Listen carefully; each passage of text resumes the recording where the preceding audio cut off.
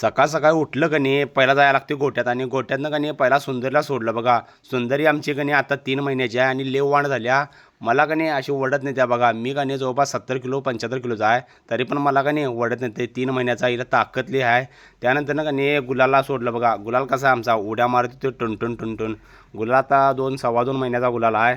मग गुलाला त्यानं बांधून घेतलं. मग त्यानंतर का नाही यांच्यासाठी स्पेशल गोळी आणल्या बघा, 1700 रुपये पोतं. मग सुंदरला घातली आणि मग गुल्याला पण घातली बघा. मग गुलाला आणि सुंदरी खाईत बसलीत. मग तिथनं आलो बघा गोट्यात. म्हटलं पांढऱ्या गाईची धार काढूया. मग पांढऱ्या गाईची धार काढा चालू केलो आणि हिची धार त्यानं काढून झाल्यानंतर मग तुम्हाला माहिती आहे ना, मग राधीची धार काढली. राधाची धार काढून झाल्यानंतर मग म्हशीची धार काढा बसलो बघा. मग म्हशीची धार काढताना का नाही एक फ्रेशभर का नाही एक ग्लासभर दूध पेला मारायचा आणि मग तिथनं पुढंच दूध काढा चालू करायचं. मग एक गरमागरम असं फ्रेश दूध घेतलं बघा. एकदम एक नंबर खतरनाक लागते गरम गरम दूध.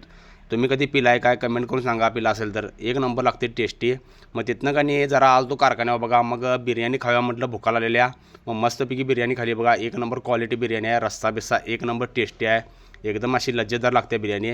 मग तिथनं का नाही इकडं शाळावाकडं आलतो बघा वैरण्याला. ह्यो आमचा शाळू पोचवला आहे आणि यसबाला काय दोरी सुटणं झाली. मग वैरण कापली शाळू आणि यसबा बसला बघा गाडीवर. तरी तुम्हाला हा ब्लॉग कसा वाटला कमेंट करून सांगा लागतंय. आवडला असेल तर फॉलो करा लागते. सप्लाय जय हिंद जय महाराष्ट्र.